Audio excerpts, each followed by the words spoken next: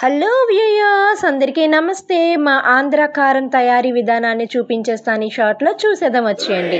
ఇలా మసాలాలన్నీ ప్రిపేర్ చేసుకోవాలి. ఒక్కొక్క మసాలాకి ఒక్కొక్క ప్రత్యేకత ఉంటుంది. అవన్నీ కూడా మీకు డీటెయిల్డ్‌గా లాంగ్ వీడియోలో చూపిస్తాను. ప్రెజెంట్ అయితే చిన్న షార్ట్‌లోని చూసేయండి. మొత్తం ఇలా మసాలాలు, కారం తీసుకొని మంచి ఎండలో ఇలా ఎండబెట్టేయాలనమాట. బాగా ఎండాలి. ఎంత బాగా ఎండితే గనక కారం అంతా చక్కగా పొడి పొడిగా వస్తుందనమాట. ఎంత ఘాటుంటుందో ఒక్కొక్కటి ఒక్కొక్క రకంగా మిరపకాయలుంటాయి. అబ్బా! కొరికితే మంట అసలు చేతులంతా మంట పుట్టాయి నాకు ఎండలో పెట్టినప్పుడు. ఇలా పెట్టేసుకొని చక్కగా నేనే తీసుకొని వెళ్ళిపోతాను. కారం ఆడించడానికి మిల్లుకి తీసుకెళ్ళిపోతా అనమాట. ఓకే. ఇలా మొత్తం ప్రాసెస్ అంతా అయ్యేసరికి ఈవినింగ్ అయిపోయింది. చీకటి పడిపోయింది నాకు మొత్తం అయ్యేసరికి.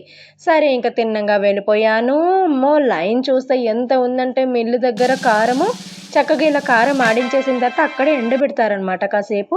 ఆ వేడిగా ఉన్నప్పుడు మళ్ళీ ఎండబెట్టకపోతే ముద్దలు కట్టేస్తుంది. ఇలా వచ్చిన దానికి ఎల్లుల్లిపాయలన్నీ దంచుకొని కారంలో కలుపుకుంటే మంచిగా వాసనొస్తుంది. గుమగుమలాడిపోతుందనమాట కారం.